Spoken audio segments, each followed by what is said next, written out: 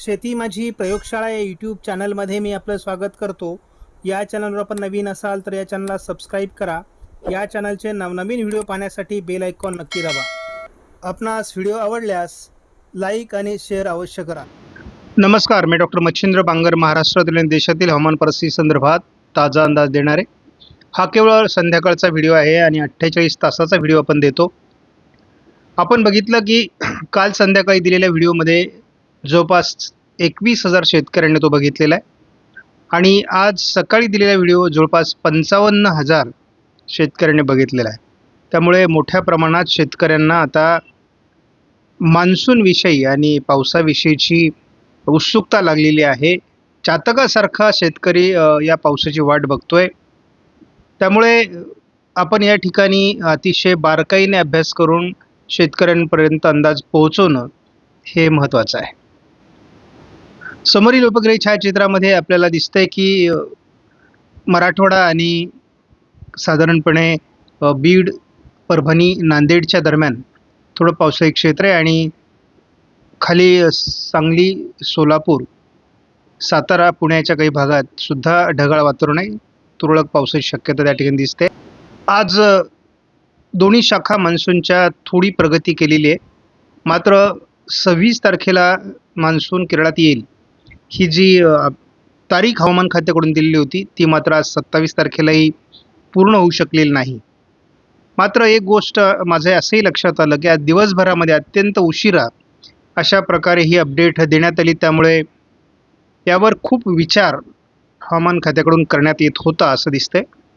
शिवाय आता केरळमध्ये कोणत्याही क्षणी मान्सून येऊ शकतो, परंतु केरळमध्ये मान्सून न येण्याचं मुख्य कारण आहे त्याचे जे काही पॅरामीटर ठरलेले आहेत ते जोपर्यंत पूर्ण होत नाहीत तोपर्यंत मान्सून केरळात दाखल होऊ शकत नाही.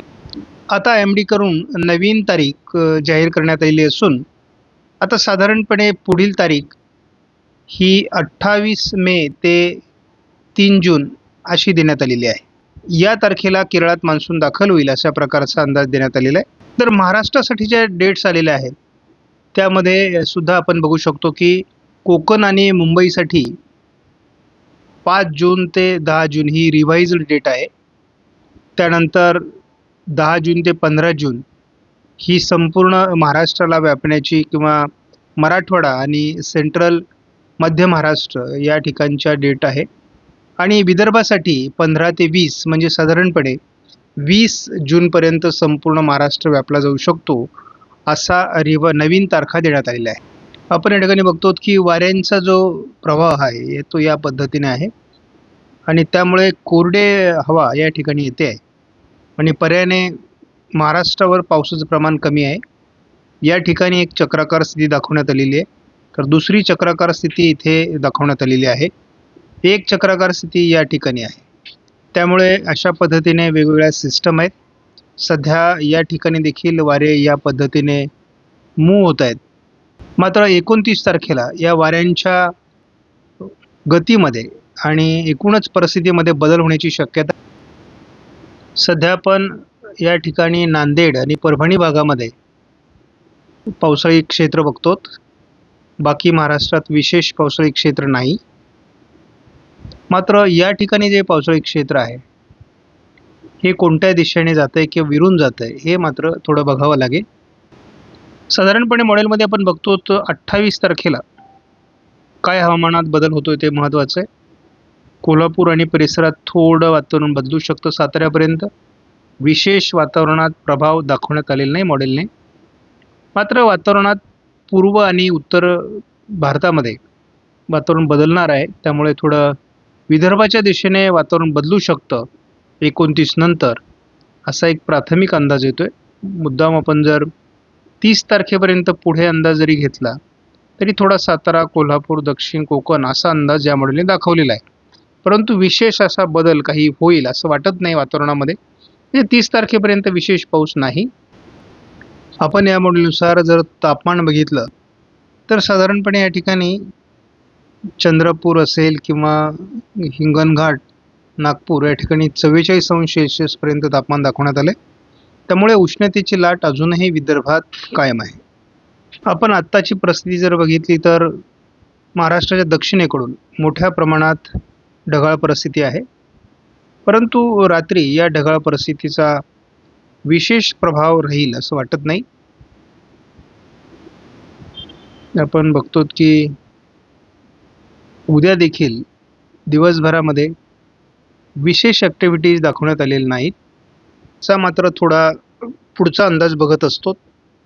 या ठिकाणी आपल्याला साधारणपणे अंदाज येतो की मान्सूनची प्रगती कशी होणार आहे. पण साधारणपणे 30 तारखेपर्यंत काही महाराष्ट्रामध्ये किंवा अगदी 31 तारखेपर्यंत विशेष वातावरण नाही आहे. आपण 1 तारखेपर्यंत जरी सरकवलं तरी 1 तारखेपासून थोडा वातावरणात बदल होतो आहे. 2 तारखेला या वातावरणात अधिक बदल होईल. 3 तारखेलाही यामध्ये बदल होणं अपेक्षित आहे. 4 तारखेपासून खऱ्या अर्थाने पावसाचं प्रमाण महाराष्ट्रामध्ये वाढणार आहे, भारतामध्ये वाढणार आहे. आणि मग आपण 7-8 तारखेला जर बघितलं तर महाराष्ट्रभर आपल्याला चांगल्या प्रकारच्या पावसाचं वातावरण पुढे बनताना दिसणार आहे. तर या ठिकाणी आपल्याला दिसतंय की संपूर्ण पश्चिम घाट म्हणजे अगदी केरळपासून तर सुरतपर्यंत मुसळधार पाऊस आपल्याला बघायला मिळेल. शिवाय मराठवाड्याचा दक्षिणी भाग, पश्चिम महाराष्ट्र आणि कोकण या विभागात काही ठिकाणी पेरणीयोग्य पाऊस किंवा मुसळधार पाऊस आपल्याला बघायला मिळणार आहे. जे 50 ते 100 मिलीमीटर पाऊस आपल्याला या दरम्यान म्हणजे साधारणपणे सुरुवातीलाच पहिल्या आठवड्यात होऊ शकतो 10 तारखेपर्यंत असं दिसतंय. परंतु पेरणीसाठी योग्य परिस्थिती निर्माण होण्याकरता आपल्याला कमीत कमी 20 तारखेपर्यंत वाट बघावी लागेल. पहिली गोष्ट लक्षात घ्या, हे वर्ष धोक्याचं आहे. कितीही मॉडेल आपण शोधून काढले तरी आपल्याला पाऊस सापडणार नाही. त्यामुळे एक लक्षात घ्या, कमी पावसाचं वर्ष आहे. त्यामुळे नियोजन आणि हवामानावर बारकाईने लक्ष हे शेतकऱ्यांना ठेवावं लागणार आहे. त्यामुळे कुठल्याही प्रकारचा धोका पत्करू नका चुकीचे अंदाज बघून. कारण 2 मतप्रवाह मला या ठिकाणी दिसतात. काही यावर्षी भरपूर पाऊस असल्याची माहिती देतात, काही यावर्षी दुष्काळ पडणार आहे अशी माहिती देतात आणि त्यामध्ये शेतकरी मोठ्या संभ्रमामध्ये आहे, बेसावध आहे. त्यामुळे अशा परिस्थितीमध्ये जेव्हा सुपर एल्निनो किंवा एल्निनोची परिस्थिती असते तेव्हा महाराष्ट्रामध्ये पडणारा पाऊस हा असमान असतो. त्यामुळे काही भागात अतिशय चांगला पाऊस होईल तर काही भागामध्ये दुष्काळी परिस्थिती निर्माण होऊ शकते. त्यामुळे असमान वितरणाचा आपण शिकार बनणार नाही ना, यावर बारकाईने लक्ष ठेवण्याचं काम शेतकऱ्यांनी करावं. कोणावरही 100% विसंबून राहण्याची गरज नाही.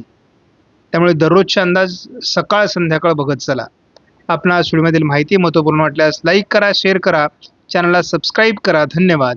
जय हिंद, जय महाराष्ट्र, जय बळीराजा.